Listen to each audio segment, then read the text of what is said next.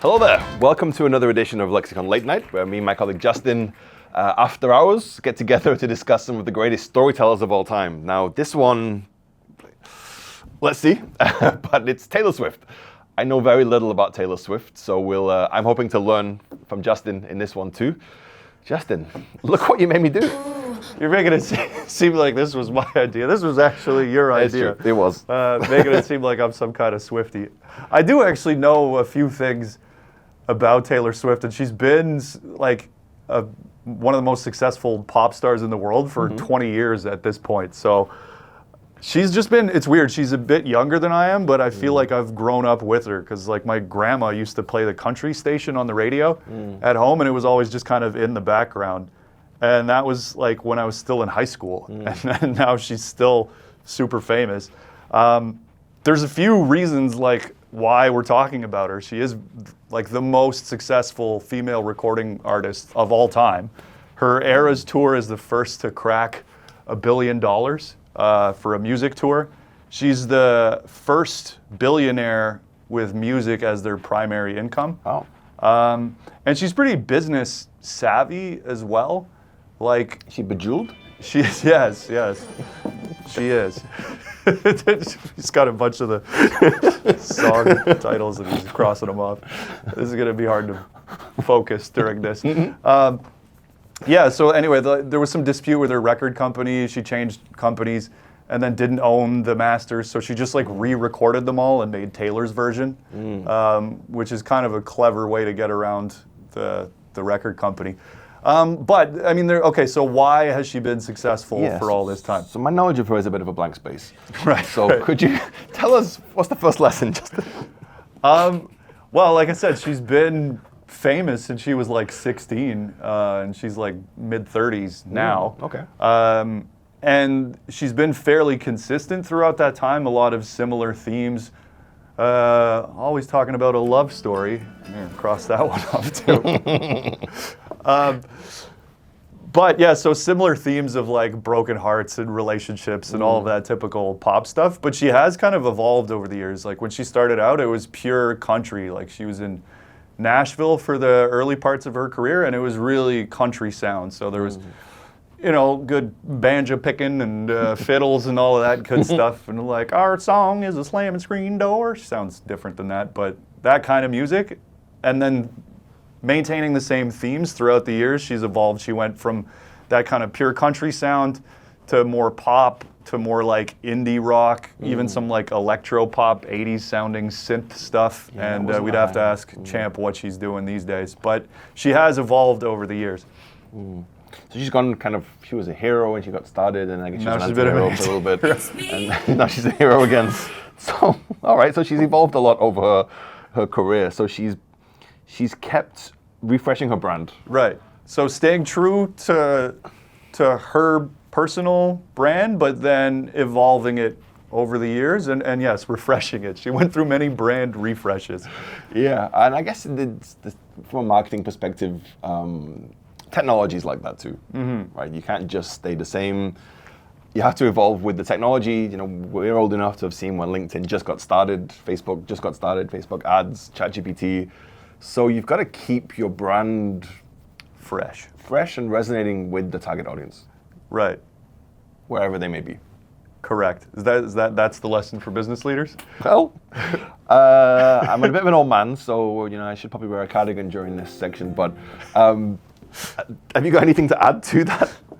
No, that's pretty much it. Just kind of stay true to what made you successful in the first place, but don't be afraid to evolve with the times and try new things.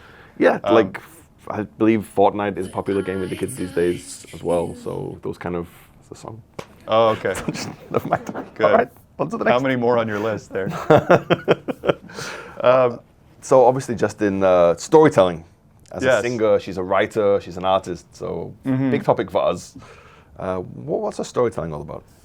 Well, it's really just taking things from her personal life and then making her music accessible that way. I think that's part of the reason why she's so popular. She's kind of vulnerable.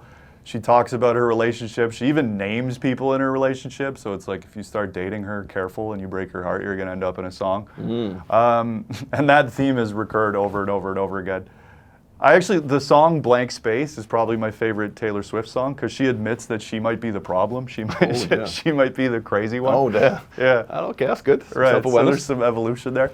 But yeah. Owning her failings? That's right. That's right. Yeah. She's taking a little bit of accountability there. That's good.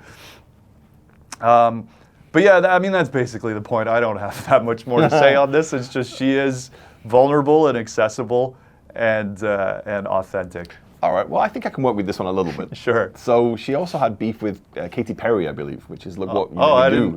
Really? I didn't know about this. That's all I know about her, pretty much. Yeah. But yeah, just like when we're talking about communication on LinkedIn, obviously you want the serious stuff, the white papers, the business stuff. But if you can really share your failings and lessons that you've learned, hiring mistakes that you've made, lessons you've learned as you develop your career, people who have mentored you and helped you, people who have let you down, sharing those insights on LinkedIn as part of your personal brand, telling those stories of your progression in your career and your down points, it does really build vulnerability. Like people don't want to engage with AI or empty, cold rhetoric. They want to see that you're human, and the best way to convey that is to show that you've got flaws and you've learned lessons the hard way. That's it. Right. Yeah, absolutely. That is a good lesson for business leaders. Like, don't be afraid to admit that you've made mistakes, just that you've learned from them. And then, yeah, you can tell your audience, okay, look, like I've been through this. Here's what you can expect, and here's how you avoid making those mistakes. I think that's good guidance. Yeah, we all have successful winters, cruel summers. Our careers go in many directions as we grow, but if you're an expert, there's no way you got to be a successful business leader without making some mistakes. So people are at different stages of their journey. And it's not always about just selling, right? You want to actually help people and give something back. So a strong persona where you give and not just take, that's good. She's getting a lot from it in terms of record sales, but she's probably sharing some lessons for young ladies on how to navigate the dating world. Right. I don't know, maybe. With her, dozens of boyfriends that she's had over the years. I don't know if you want to listen to her. That's something of a personal brand. Yeah, sure.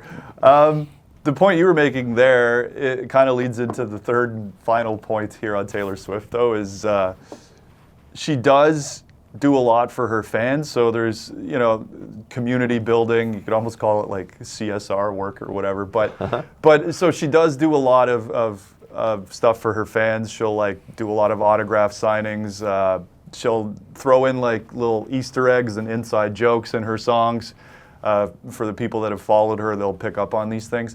But she does also a lot of work with sick kids and stuff. Actually, I think we could show a clip real quick of her singing to some kid at a children's hospital. And all right, let's hit it.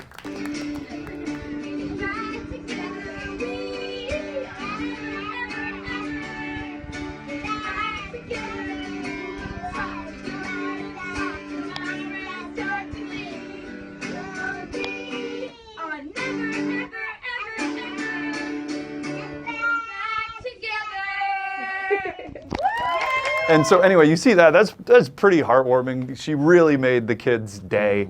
And as much as you can make fun of these silly pop stars and stuff and think that they're kind of frivolous, and they may be, you see something like that and it's just heartwarming. So good on her. Yeah, absolutely. So it's focusing on, again, giving back to the community. Yeah, exactly. So the lesson for business leaders would be?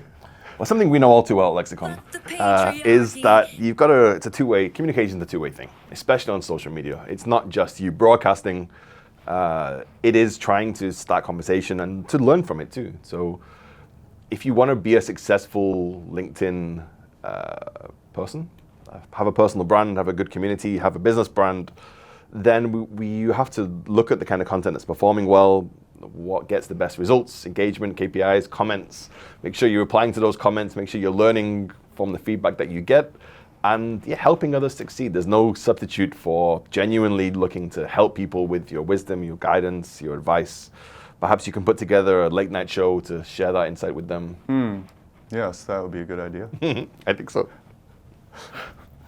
Yeah, I don't think there's all that much more we could say about Taylor Swift. Right. We've exhausted our knowledge here. Swifties, please be nice to us on YouTube. By the way, 2 of our colleagues went to see her live in Singapore last year, right? And they had a fantastic time. So she's definitely doing something right, and there's something for business leaders to learn from out there. She did it all using only 4 chords. Yes. Apparently. Thank you. Goodbye.